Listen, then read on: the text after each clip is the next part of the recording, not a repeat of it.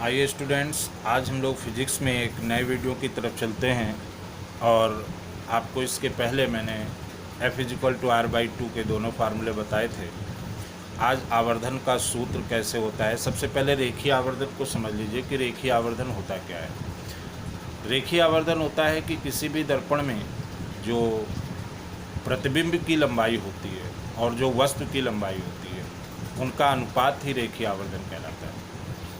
प्रतिबिंब की लंबाई और वस्तु की लंबाई के अनुपात को रेखीय आवर्धन कहते हैं और इसे m से प्रदर्शित करते हैं, क्योंकि इसे मैग्नीफिकेशन कहते हैं इंग्लिश में।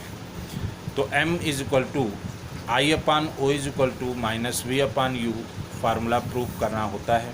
तो मैं इसको समझा रहा हूँ, ध्यान से समझिएगा। ये एक अवतल दर्पण है M1 M2, ये मुख्य अक्ष है। O ये एक वस्तु है।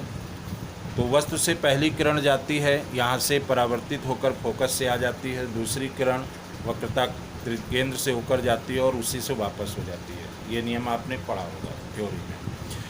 एक हम इमेजिन कर लें, सोच लें कि अगर एक किरण हम पोल से निकाल दें तो वो वापस आएगी सेम एंगल से, इनके कोण बराबर होंगे।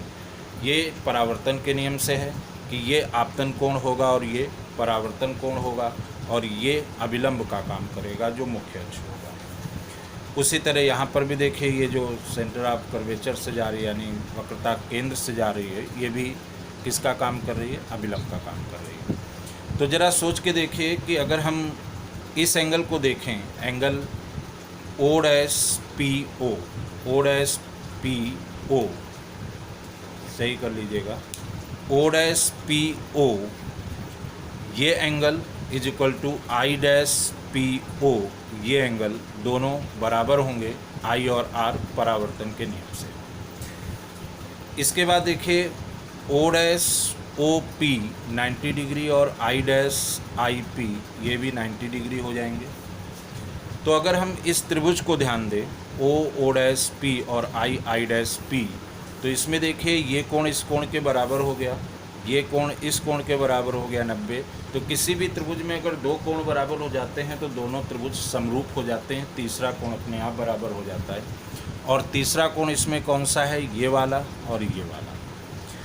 तो इसलिए दोनों त्रिभुजों में हमने देखा कि ये 90-90 बराबर हैं, ये परावर्तन के नियम से बराबर हैं, इसलिए दोनों त्रिभुज क्या हो गए? समरूप हो गए। जब दोनों त्रिभुज समरूप हो गए तो उनकी भुजाएं क्या होती हैं? समानुपातिक होती हैं। समानुपातिक का मतलब होता है कि जैसे ये कोण हमने लिया तो इसके अपोजिट साइड क्या है? I'।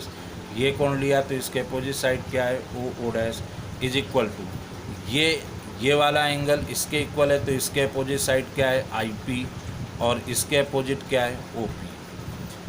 अब हमने यहाँ पर मान लिया, क्या माना? कि ये जो I' है ये प्रतिबिंब है I, लेकिन सूत्र के हिसाब से जो चिन्ह परपाटी होती है, तो इस दर्पण के इस तरफ जितनी भी लेंथ ली जाएंगी वो सब माइनस में, और इस तरफ जो ली जाएंगी वो प्लस में। उसी तरह मुख्य अक्ष के ऊपर जितनी ली जाएंगी वो प्लस में, और जो नीचे ली जाएंगी वो माइनस में। तो यहाँ I' हमारा नीचे है इसलिए हमने -I मान लिया, और O' हमारा ऊपर है इसलिए O मान लिया। OP ये वस्तु की दूरी है, वस्तु की दूरी को हम लोग U कहते हैं, इसलिए ये माइनस में है क्योंकि इस तरफ है दर्पण के। और प्रतिबिंब की दूरी को V कहते हैं, ये भी इसी तरफ है दर्पण के, इसलिए माइनस में हो गया। अगर हम इसको इसमें रखें तो I' की जगह पे क्या रखा हमने? -I, O' पे O, IP की जगह पर -V और OP की जगह पर -U। माइनस माइनस कैंसिल हो गए। I/O = V/U। I/O ये लेंथ होती है और लेंथ नेगेटिव नहीं होती, इसलिए माइनस के चिन्ह को उधर ट्रांसफ़र कर दिया। वैसे देखा जाए तो ये V और U दूरियां हैं, यहाँ से यहाँ तक की, ये भी माइनस नहीं होती हैं, लेकिन यहाँ पर माइनस सिर्फ ये प्रदर्शित करता है कि ये दर्पण के इस तरफ की दूरी है कि दर्पण के उस तरफ की दूरी है। तो I/O = -V/U, M इसी को हम लोग मैग्नीफिकेशन कहते हैं, आवर्धन कहते हैं। तो M I/O -V/U। तो इस तरीके से ये हमारा फार्मूला डेरिवेट होता है। इसको कई बार लगाएंगे, फिर चेक करेंगे, इस तरीके से ये तैयार हो जाएगा, और धीरे धीरे आप इन सभी जितने भी निगमन हैं अच्छे से समझ जाएंगे। इसके बाद हम नेक्स्ट वीडियो पर 1/v + 1/u = 1/f वाले फार्मूले पर आएंगे। वो हम डेरिवेट नहीं कराएंगे, वैसे मैंने डेरिवेशन आपको दे दिया है, लेकिन वो डेरिवेट कोर्स में नहीं है, सिर्फ उसके बारे में समझा देंगे। Okay, thank you.